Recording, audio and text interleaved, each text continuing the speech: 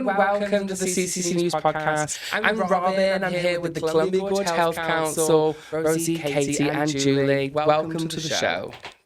Thanks for having us. You're so welcome. Why don't you should introduce yourselves. We've got really cool jobs in the community that are very different to most of our other jobs, like different to my jobs. So why don't you start with you and tell me what you're up to and what your position is. That's great. My name is Rosie Strange. My pronouns are Iwan, they.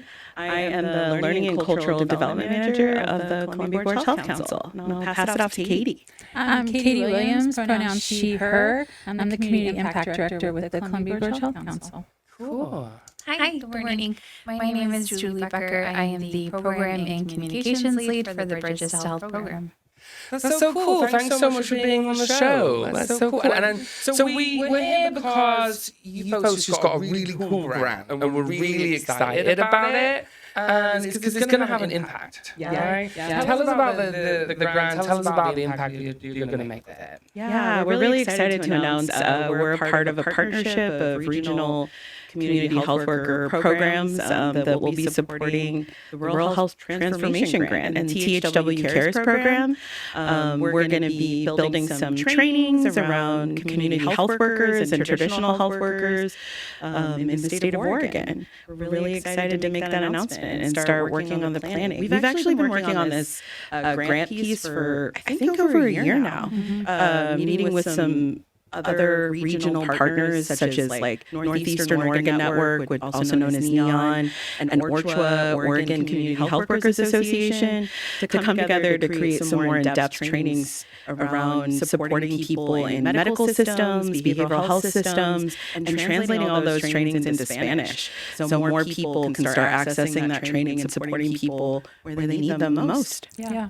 I'd say it's been really collaborative, but we got to give kudos to NEON for sure for taking the lead on writing the grant and gathering all the information, which is a lot, and getting it submitted and collecting budgets, all the stuff that takes so much time. And so they're also the grant holder, and I just think it's important to give that credit.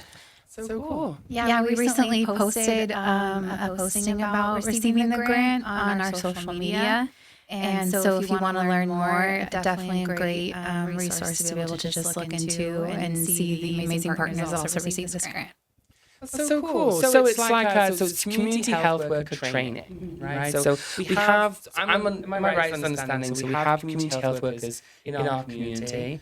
Tell me what they do. I think we have community health workers throughout our community in many different spaces. We have them at health departments, we have them at One Community Health, we have them over at the Gloria Center. Trying to think about where else we have them like surprisingly placed at this point. Mostly out there doing direct client services, meeting with referrals that we receive for needs around like housing, transportation, food, healthcare access, mental health resources, pretty much anything anyone could need support stabilizing themselves with. We do partner really closely with like organizations like MCAC, the Next Door Incorporated, One Community Health, to support these community health workers and accessing training and support needs, program support needs. They can do a little bit of everything. And we're often providing a lot of like mental and social support for these families and individuals that we serve. And so this training will really open up more of that knowledge to share with newer incoming community health workers, and hopefully be able to help them feel more confident in supporting people in the medical system, because we know there's so much jargon and challenging information for people to understand. Yeah. What do y'all think? Yeah, I think that there's kind of a ability to be able to be placed within the clinical setting and other areas like throughout our community that gives every community health worker kind of a specific set of knowledge that they can be very skillful in. And so when we get like referrals and we work with clients and families, we really try to place them with someone that's going to help to really hear their story and drive that forward for them to be stabilized and maybe get to the resources that they're struggling maybe to connect with. And so it's really cool to see the community health workers that are placed throughout our community be able to do that for families and really take these cases and know exactly what they need. So, our community health workers all have lived experience, and really it's kind of a core of being a community health worker. And what brings a lot of people into the work is having the experience of maybe needing a community health worker themselves, or growing up and seeing that job and thinking, wow, that could have really helped my family. And that's what brings them to the work, and in particular in the Gorge. And Rosie really knows more of the history, but the Gorge has one of the richest histories of community health work in the United States. And we're seen as an example of how to do it, and really a catalyst for how it then grew across the United States. Yeah, I think tying into like understanding mental and behavioral health and how that ties so closely to people's needs, I think it can really be a barrier to care. And so, our program really tries to center around being like strength-based and like trauma-informed. And when we say trauma-informed, I think it's really like understanding as a whole person what they're walking in with, and how that level of weight might be a barrier to getting to the services they need. And so I think seeing that whole person and their situation. Yeah. Prior to this work, I'm about 5 years into this career path, and I was, prior to that, I was working as a certified medical assistant in our health systems in this community for 10 plus years. And it was so challenging to do that front service work and know that my services ended at the front door. And I always dreamed of like, what would be that in between the doctor's office and the specialty office or the pharmacy or other social service support that this patient or client needs. I didn't even know community health workers existed until I found my way to this work. And now, like really connecting it to my whole life, I had community health workers connected to me when I was a child growing up in this community. I was born and raised here, and I feel very grateful to now work with some people that supported my family and some of our challenges of being low income, people that experience many social determinants of health, like pieces that sometimes prevent us from accessing healthcare or resources that can support us. It's just a part of a documentary actually this year too that featured the history of community health work in the Columbia Gorge. And it is a real rich, special history. We've been doing community health work in this community since the early 80s. And prior to that, people have been doing this work throughout our community without pay. But they're the people that show up when there aren't answers and when there isn't always a clear pathway. And I think that's the essence of why we really wanted to form this grant work too, is because we're seeing such challenges in healthcare systems currently, and we really want to boost our workforce to feel empowered to continue to advocate and get creative about what communities need to support each other and themselves. I know one of the fascinating things I think with like seeing our training is people that maybe their parent or someone in their family was a community health worker, and now to like see that baton pass, like in my experience, like a large driving force of becoming a community health worker was like, of course, like lived experience, like Katie said, but also my mom was a community health worker. And so like I found a lot of empowerment in seeing her care for the community. And so we see so many of our students, I think, go through this program and say that in some way like their lives were touched by someone that was doing this work. And so it's just really cool to be able to grow that, I think. It's so special. I think it's the essence of community health workers. We're people that have often lived in our communities for generations and know what resources are available and are often passing that knowledge on to our families and to our communities so we can continue the circle of support and resources. The documentary was really special for me too because I have an 18-year-old child and she watched it and was like, I want to be a community health worker. And I think that is again, some of the essence of why we wanted to do this grant. We've talked about supporting youth into other workforces. Maybe college isn't a clear path for all students, and you have youth here in this community that have skills and experience that can really support our community and its needs. And so that's more of our long-term hopeful goals too, is to continue to build pathways for youth to join us in our work and want to stay here and build community with us and find career paths. Yeah. We see in data, youth and queer youth specifically being truly overrepresented in populations that really benefit from community health work, for sure. And we also know that belonging and relationships are the things that can really impact children in those moments. It's not money or physical items. It's really about human relationships. And so it sounds like applying this community health worker model with the training for those people that have that lived experience really is a game changer for being able to develop relationships with people that need that support and then follow through with this, right? Yeah. And that's got to be really impactful. Yeah. I'd say anyone who's interested in learning more about community health work should reach out to us, or if there's a youth in their home that they want to learn more about and share with them, because not only is it like a pathway, but we're really trying to also make it be something that can be a long-term career. It can't absolutely be like a stepping stone to something more. Maybe you want to go get more into healthcare or more into behavioral health or whatever that looks like. But you can also sustain yourself and have a livable wage being a community health worker, and we want to drive that forward at the same time. And we are, really.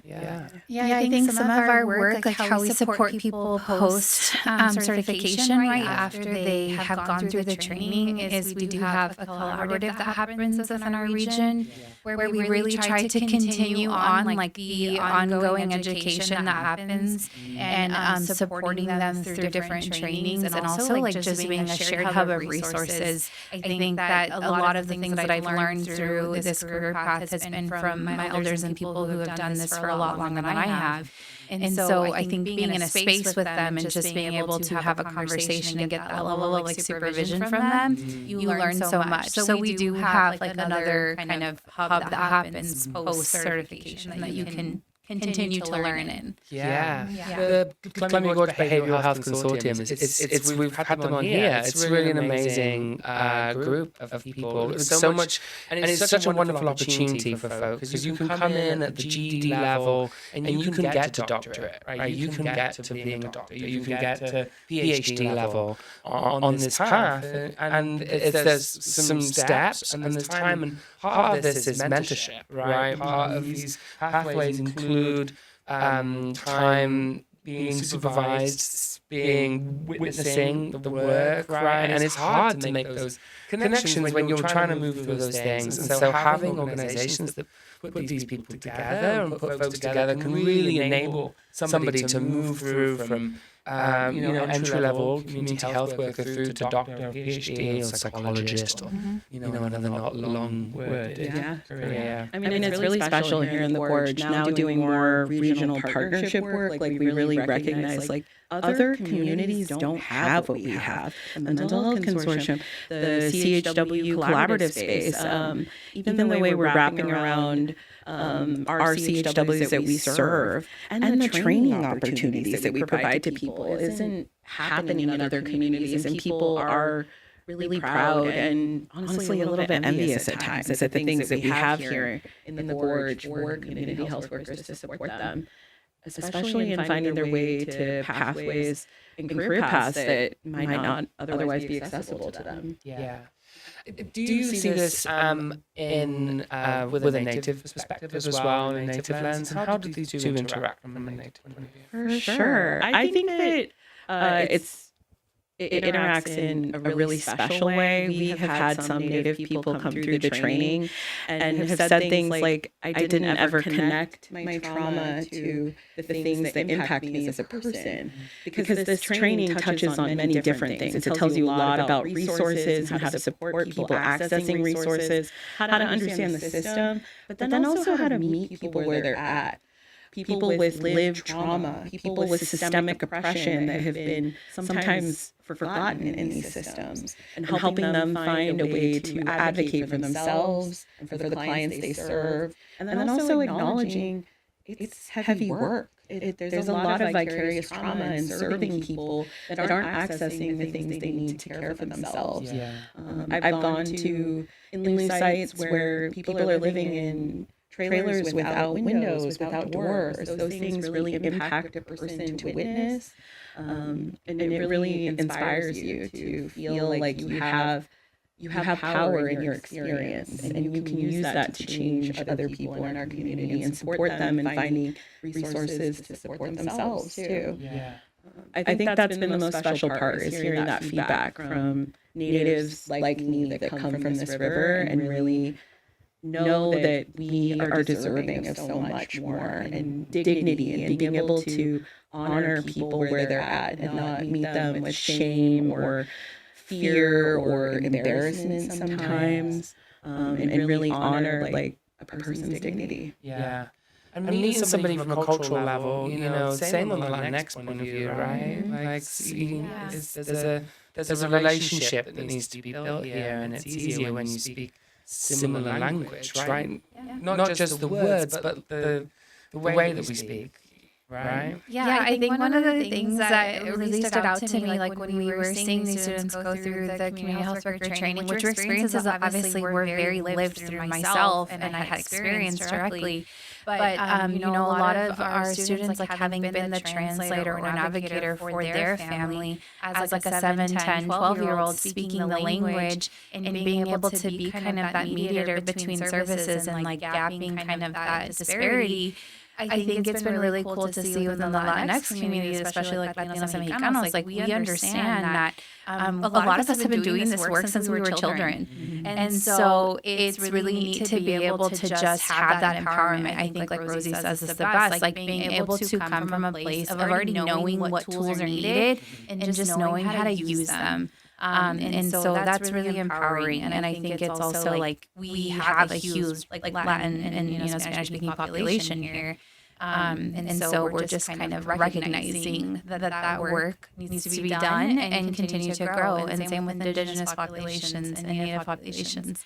And we've had expansion in that, and I think that's really neat. Yeah, it's been one of the best feedback I think I've received is like people in this training saying to us, like, it means so much to be trained by someone that looks like me, that understands what it's like to be me and grow up this way. It's really impactful. It feels like we see people's confidence and growth even just through the 20 sessions of training, and then to continue to support them through.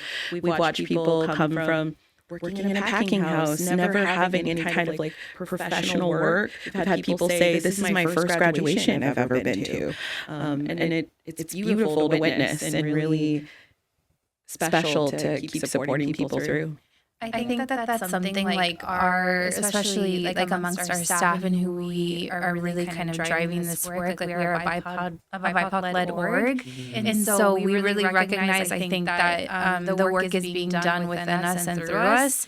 And so I think we just feel so grateful to like have such support. And I think we're led by two amazing directors that are able to kind of really push us forward and support us and let us take up space, truthfully, like in these fields. Mm-hmm.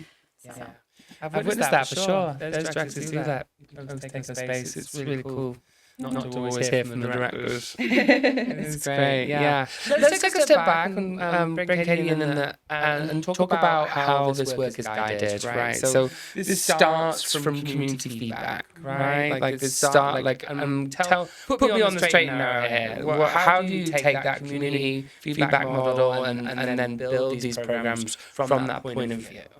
Yeah. So it's a long story really of the Health Council, but I'll try to simplify it because it can take years to like really take it all in. But when the Health Council started, one of the things that they were tasked with was doing a community health assessment and a community health improvement plan, which are done by other organizations and hospitals too.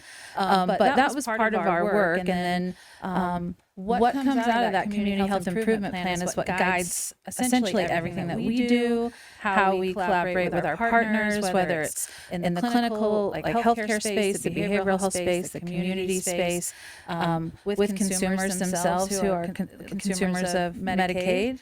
And they tell us, based on this community health improvement plan, these are our priorities. What should we drive forward? Where do we need to focus and put our efforts? And then that's how we decide where the funding that filters through the Health Council, where we might support. I think an example of that a lot of people are familiar with, that the Health Council's been funding through our committees, is the ActiveRx or SwimRx program, which is wildly popular. And those passes are out the door pretty quickly as soon as the word gets out. Yeah, it was amazing watching the SwimRx program. I was working in public health, and we started with this is actually really reflective, right? We started in public health, and there was a paper form, and it was. And then you needed a community health worker to really kind of help you through that process at first. And it was just such a good program. It was awesome. I was so into it. I love swimming. I like to be on the river. And as a child, definitely loved to swim. I go down to the river when I was a kid as well. And we really helped that program. We really helped the SwimRx program become more accessible through the public health. And I was working with Kristen Slatt at the time. And we just added like online form and what have you. And it was quite simple, our approach. But all of a sudden, it went from like 5-10 participants to 400, which was the maximum amount of people. And again, and then the second year, same thing, third year, same thing. And we suddenly, like that accessibility, plus the program that people wanted, created real outcomes. Because now we've got 400 families who are now using the pool for free, right? And the pool's still being supported, and everything's moving in a circle, right? And it's all those lives have changed, right? We don't see it, we don't, it's not so direct, but this is it's kind of a reflection of some of the work here, right? It just like happens in committee, and then small little movements happen in organization, and then like we get this recipe. Right. It's the essence of community health work, I feel. We really make programs and systems come alive. We are the bridge to trusting programs. It's a lot of what we do as community health workers, but also as the Health Council. We're committed to connection, to community and relationship. And I think that's also some of this training program is we wanted to help people build capacity to continue these relationships. And as we're going through the struggles in the healthcare system that we're currently facing, like that is where we need to boost people to find that creativity and excitement for the work again too. And I think that it's really rad that we get to be a part of it and continue to. I remember too, SwimRx as a program when I was working as an MA. And I remember when it was challenging to get people to sign up. They were like so confused about like, wait, this is a free program? And now it's wild that it's so successful. And it really impacts families. I have a family that became a part of it. And prior to that, this summer, they were really struggling keeping their kids off of digital devices, going outside, and now like they're excited to walk to the pool every day and like spending time at the splash pad while jumping down the slide. And super fun to see like the 7-year-old be like, Rosie, I went down the big slide. Really. And I know you mentioned like the health department and Kristen, and I think it's also important from my memory, and there could be others that we're leaving out, but who really like spearheaded this project was Mimi McDonald. So kudos to Mimi. Yeah, Mimi spearheaded so many great projects. She did amazing work. While she was at NCHD, for sure. That's great. Well, what are we missing out? I asked the obvious questions. I have one. Should have mentioned. So the other bigger thing that came out of a community health improvement plan, which also most people are probably more aware of than the Health Council itself, is the Bridges to Health program. So in, I want to say like 2014, this became an idea.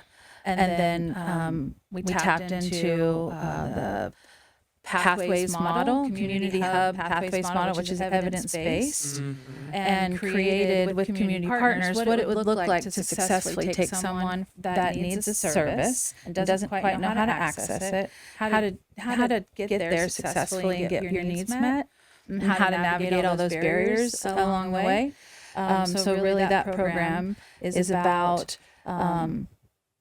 people who are struggling to access services on their own, getting connected with a community health worker who can walk alongside them, help overcome barriers, and hopefully in the end get them to a place where clients feel more confident to access services on their own, and they know how, and if they can't, who they can reach out to.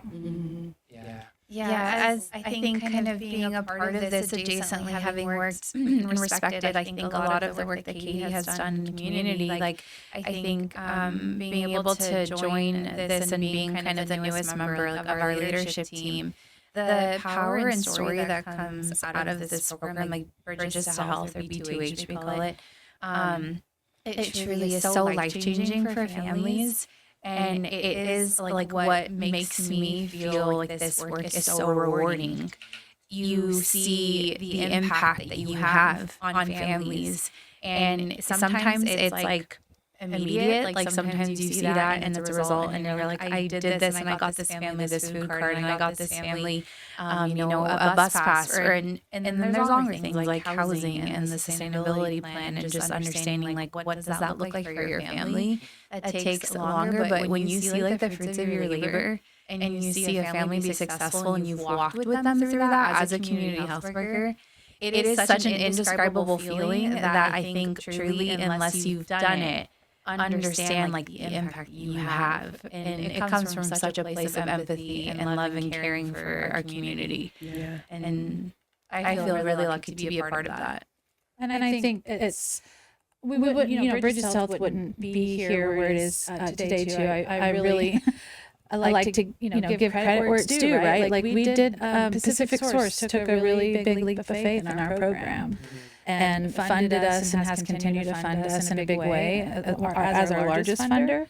And that's been a really great partnership. And then the community as a whole. We have several contracted partners that have been with us from day one and really put a lot of belief in our program.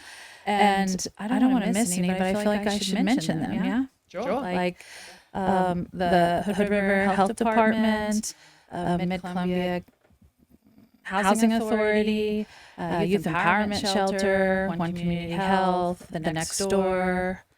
Am I missing anybody? South Wasco Alliance as our newest community partner within the last couple of years. And there's been others that are definitely supporters, maybe have contracted with us in the past and aren't currently. But without the way the Gorge partners and how we come together, which I think is also very unique, it's just not possible. So I just want to give thanks to everyone that's helped and supported the Health Council and Bridges to Health along the way. Yeah. Should we also talk about our other programs too? That'd be helpful. Mm-hmm. Yeah. Go. I think in the Bridges to Health program that started, what did you say, like close to 14 years ago? About 2 years ago, the Health Council realized that they would like to serve more Native population. That was some of the information that came out of the community health assessment, is that Native population is not being served. And prior to me joining the Health Council, we were serving about like 0.2% population Native folks, and now we've boosted to 7%. Wow. Yeah, so We might be inching closer to 10. yeah, I think that sounds right. But in that, I had a dream to form a Native program. And so I helped support creating Akwashtusha Trishna, which is the Native supports of the Columbia Gorge Health Council. They're Sahaptin words, which mean healing the water. And if folks don't know, people that live along this river, which is called to Native people the Nichiwana, we have Salilo Falls, which is one of our spiritual sites. And I personally think Native people can grow and heal a lot if we have our river released and in the falls ever come back to us. But Aquashtushna means healing the water in Sahaptin or Ishkin, which is my tribal traditional language and a regional language for Native people here. And we serve any Indigenous identified person along the river here, but we mostly do outreach to the fishing in loose sites, which I don't know if a lot of people know exists. But they're 13 that we serve from Cascade Locks all the way out to Pass Biggs. And we do outreach on both sides of the river. We try to prioritize Oregon just because we have a lot of funding around Oregon, but do our best to support any Native person that needs support. We do outreach with the weather changes, with utility support, with food and medical care supplies. We formed the River People's Propane Bank, which supports Native people with accessing propane that are living at these inland sites that don't have access to like running water, electricity, heating. And we're really proud of that. And then about a year ago, I think we formed the Columbia Gorge Health Council Learning Collaborative, which brings together us with Neon and Willamette Valley Health. Willamette Valley Community Action Council partnership. So many acronyms, so many mouthfuls. And we came together to create a training hub, partners that would come together to share this community health worker training. And so thus far we've done, I think, 3 cohorts of community health workers. We're about to have our 4th in September. But that was a dream that we had. And I joined the leadership team about 2 years ago, and in that we recognized where we wanted to start growing, and teaching community health workers was one of the things that we really wanted to start doing, because the community health workers we support are really successful. They have a lot of really big successes supporting community members and reaching clients that sometimes other people can't. And then also meeting them where they're at. Like, we're doing a lot of outreach and connecting with people in their homes or where they're living. And that's just really special and rad, and we're able to teach that and share that knowledge and experience with other community health workers. Mm-hmm. Yeah, one of the other things that the Columbia Gorge Health Council is a part of is the Behavioral Health Consortium, which some people may be aware of that we're helping to support, but it helps with really like growing the mental health workforce.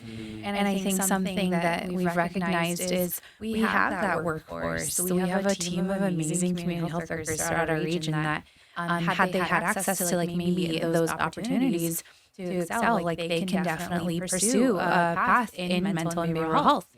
And so we're really trying to grow the workforce, and I think through a lens of like lived experience, understanding and having been a qualified mental health associate prior to this work, really understanding that I felt the biggest impact being side by side with someone.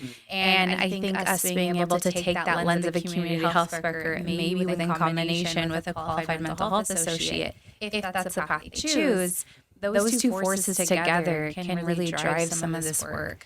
And so we're really trying to be creative about how to support that. And I've worked with different mental and behavioral health professionals in our region to do that. So, yeah. I wanted to take it back just a little bit, and listening to Rosie too talk about our Native programming and how that began, and you talked about all these things that like we help with, but I think what like the most important thing that you do in that program is build these long-term, like sustained, trusted relationships that have not necessarily been built in those communities. And that takes time. And it looks a lot different than other work, which can sometimes be hard for those that are more used to a more traditional, like maybe clinical or even like social service organization, like how that you do your work. And this looks very different. And because we allowed that space for it to grow into what it needed to be, and we weren't trying to make something fit, that means that somebody who hasn't been to like an eye doctor or a dentist for 15 or 20 years goes for the first time. But that relationship building took maybe a year before they were ready to say, okay, I'll go seek help, medical help with what I need. Yeah, just to build a picture, to kind of like open the picture up a little bit. We talked about the inefficient sites, and folks have been fishing there for a million years. Yeah. As far as I'm concerned, right? Like it's like long beyond written history that we have. Fishing has occurred there, right, from indigenous people, and those sites are part of the treaties, right? And many of them don't have much running water. Like they have like one toilet block, just like a couple of toilets. And we're talking about like they're not flushing toilets either. They're vault toilets, campsite toilets. Yeah. And there's like 50 families or so there, right? At times. Yeah. And then we have one well, sometimes a well with clean-ish water, but that's also a journey for them. Anyone that has a well kind of goes through that, but communities do too, right? And we actually have one of these fishing sites right just in the down, right underneath this enormous hydroelectric dam with no electricity. Yep. These enormous power lines are right over the top of it with 1 billion volts coming through out of the thing, and like everyone's sitting there, with camp chairs, right, and with little campsites, and then and so that creates these follow-on effects, right? So then we use propane for everything, right? But then propane has its dangers, right? It burns quite clean, but you've got to replace the tank every now and again. And if you're economically struggling, don't replace the tank because it's low on the priority list. Yeah, right? Food's way higher. Right? Fuel, gas, and cars way higher on the priority list. And so going and helping folks like this who are, have rightly been disenfranchised, too, right? They were disenfranchised on purpose, right? The system is working as it Yes. Right? Yes. And the system is designed to disenfranchise these people. And what you're trying to do, what it sounds like, is bring them into the fold in a way that's on their terms. Right? You're listening and doing it gently and slowly. And getting them and helping folks. Because there are ways of helping folks, but there's this assimilation piece in this struggle. For sure. Right? Which has got to be just a terrible struggle internally. You've cracked open all of our deep burning social justice within inside of us, and we're all like, these are the topics that we talk about a lot, and they can be really hard. But sorry, Rosie, go ahead. No, you're great. I think that is a passion of my work. This is my ancestral homeland. I am an enrolled tribal member of the Confederated Tribes of Warm Springs, but I have lineage to Yakima and Warm Springs and Paiute. So this is my ancestral homeland. This is where my people come from. And river people especially, we held out until the end, trying to avoid being pushed to the reservations. The building of the Dells Dam was purposeful. If you go back historically, the people that came here to build that, they did a campaign for, I think, 5 to 10 years trying to get the Dells community to buy into building a dam even. It actually wasn't very popular even with settler people that were living here. And then in the 50s when it was built, it completely changed our culture. This river and Saliva Falls are our sacred sites. They are our home and have been, like you said, for millions of years. So we feel called to be on this river. And Indigenous people don't view that river as a dividing point. In our brains, this is all of our land and all of our home. And so we often struggle to find resources to support us because we're going between both sides of the river. And Medicaid-wise, healthcare-wise, that's challenging. Being low income, trying to access supports, you need to have a stabilized address with a physical address, not a PO box. And those inlay sites are not allowed to have addresses on them.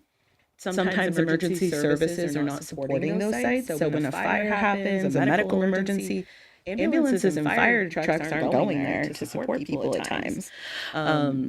let alone other resources. We can't get water brought in. We at one point thought about bringing like large propane tanks in to support people that don't have transportation, bringing things to them. That was really challenging, and we had to wrap that idea, and that's kind of where we came back to the River People's Propane Bank, where we distribute new propane tanks and rotate out the old ones for that safety piece, as well as like carbon monoxide detectors and fire extinguishers. We had an elder die on the river a couple of years ago for unexplained reasons. I always thought it was probably exposure to propane. Sleeping in a space where it wasn't ventilated enough. So we went on an educational path to try to teach people about the risks of propane. I learned a lot myself as a person who transported a lot of propane around the gorge just in the back of my car. Like, that's how it started and how it's been building. And you can't take propane on the bus. No, you cannot. You can't take propane on transportation. On the bus, you can only take what you can carry. Yeah. So if you're shopping for a week's worth of food too, for a family of 4, you're not going to get that on the bus. Let alone the inland sites. The turnaround transportation time is sometimes 6-12 hours. So try having a job and going to the grocery store and getting water and caring for your children and getting them to school. We know this is hard as it is, right? You know, in a white person's body with a car, it's already hard. Yeah. I think it's really powerful to get to go do this outreach with Native people and have them see, wait, I'm a tribal member too. I do understand what this feels like. I have experienced houselessness. I've experienced domestic violence. I've worked through these healthcare systems myself. As a person of color, as a low-income person being raised in this community. And so it's really impactful to remind them, like, you're not alone. We're the same. And I know this is hard, but please, like, let's get you built up so you can start advocating for people like you. It's the passion of some of community health worker training for me is bringing people into the work that can really use their voice to change the system, to make it more accessible to people and help people access healing so we can all have a healthier, stronger, more able to show up community together. Yeah. Sounds like that's really, really vital work. Yes. Yeah, I feel like it is. Rosie highlighted a really important part about how, like when we think about emergency services, they won't travel to the inland sites. And I think one of the things that we really highlighted this week on our social media specifically is like with wildland fire risk and wildland fires spreading throughout like indigenous land, families get displaced. And so we highlighted to ours, and I want to give Rosie a chance to speak on this, that you can donate if you want to these families. Yeah. On our social media, we just boosted Confederated Tribes of Warm Springs has a donation site. Last I heard, 6 houses have been lost on Warm Springs Reservation, and the fire is still moving. And if folks don't know, on the Warm Springs Reservation, they were already having water issues. Yeah. Another program we kind of support in the background is called the CHOOSH program on the reservation, and they were already struggling with water issues. There isn't a water infrastructure on the Confederated Tribes of Warm Springs land, and so they've been dealing with water issues, and now with this fire pulling water resources and also contaminating water resources that already exist, some people are going to be stretched really far. And then we also did share Yakima Nation's Wildlife Relief Fund as well. I heard that Shaker Church that my family has been going to since the 1800s, I think, may have burned down, as well as a couple of other families' homes. White Swan, which is a place where, a whole community was evacuated, and there's concern about how many houses may have been burned there. But we really encourage people to please consider a donation to those tribal entities. There's also many mutual aid programs that are running. If you can't donate financially, please feel free to connect with me. I would love to connect you with that mutual aid program that is taking those physical donations and getting them delivered to the reservation as well. Cool. So folks, hit that Columbia Gorge Health Council Facebook page. Just search that on Google, that'll come right up. And there's opportunities to help folks that are really in a tough spot. With the fire, one nightmare fire. Oh, it's terrible. Yeah. And if you're in the younger generation and prefer Instagram, they're there too. Oh, Instagram too, Facebook, Instagram. Thank you. Yeah, CCCNews Council. Org. Great, I should know that. Thank you so much for coming. Did we get everything? I think we did. Yeah. I think we did pretty good. Yeah. Thank you so much for having us. You're welcome. We're so excited for this community programming. Right, we are too. Thanks so much for reaching out to us if you need to. Yeah, please reach out to the Columbia Gorge Health Council, Columbia Gorge Health Council, excuse me. And thanks so much for coming. Thanks for being on. And we'll see you soon. And take care, everyone. Please like and subscribe. And take care. Thank you.